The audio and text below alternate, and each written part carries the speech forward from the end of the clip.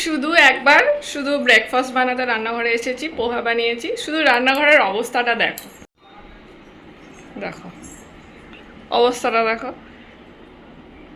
বললাম না কে করেছে, তোমরা অনেক সমঝদার, বুঝে দেখো। সামান্য শুধু পোহা রান্না করেছে আর রান্নাঘরের অবস্থা তছনছ, যেন সাইক্লোন হয়েছে এর মধ্যে। এইখানটাকে শুরু করেছে, এখানে সাইক্লোন এসেছে তো এখন। হ্যাঁ হ্যাঁ, সাইক্লোন এসেছে তো এখানটায়। হাই এভরিওয়ান, আমার ব্লগে সবাইকে ওয়েলকাম।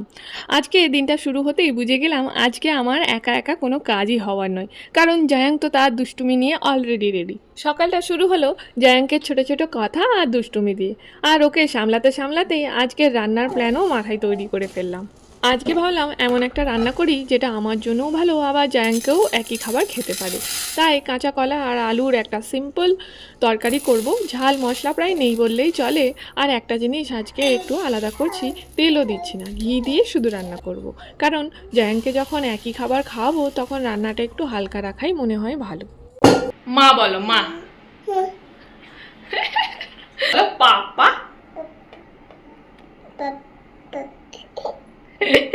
বলো, পাপা।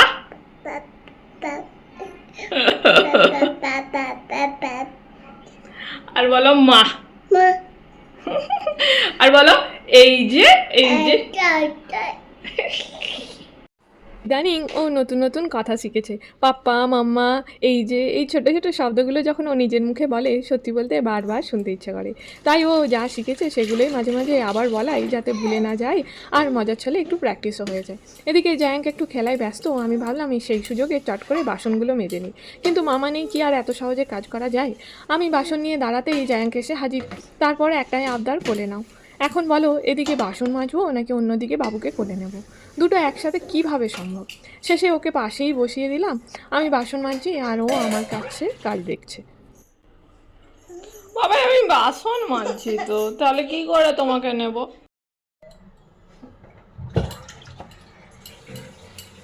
সত্যি বলতে এই বয়সে বাচ্চারা মায়ের কাছ থেকে দূরে থাকতেই চায় না।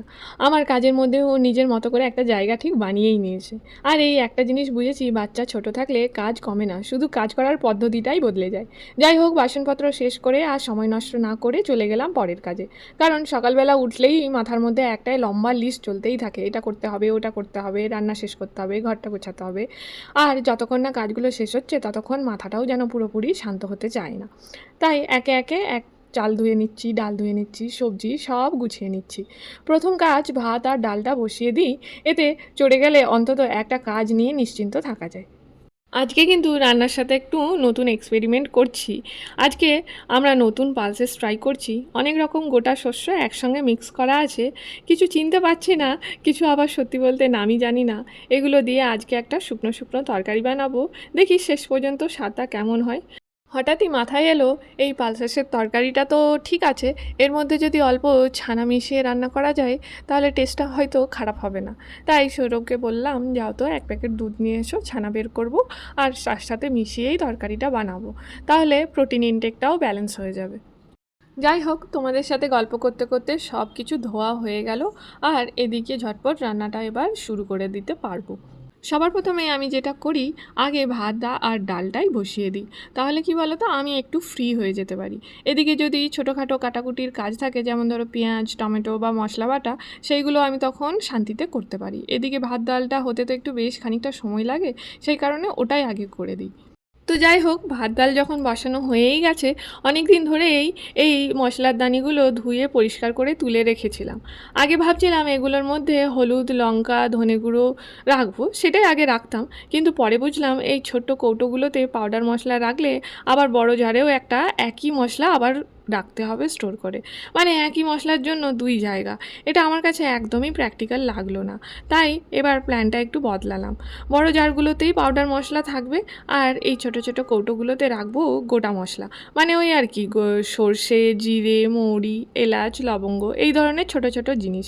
তাহলে রান্নার সময়ও সহজে খুঁজে পেয়ে যাব, আর তড়কা দেওয়ার সময় একসঙ্গে সব হাতের কাছেই থাকবে। মাঝে মাঝে কিন্তু লবঙ্গ বা এলাচ জাতীয় জিনিস দিয়ে চা খেতেও ইচ্ছে করে, আর সেই সময় খুঁজতে হলে তখন মনে হয় যে থাক, এমনিই চাটা বানিয়ে নিই। তাহলে এইরকম করে যদি এখন সাজিয়ে রেখেছি, সহজেই খুঁজে পাওয়া যাবে।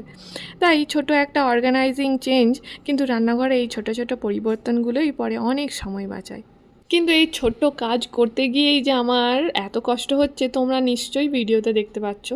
সব কিছু কাজ জ্যাং করবে, আমাকে কিচ্ছু করতে দেবে না। এই যে ঢাকনাটা বন্ধ করছি, না হবে না, ও নিজে বন্ধ করবে।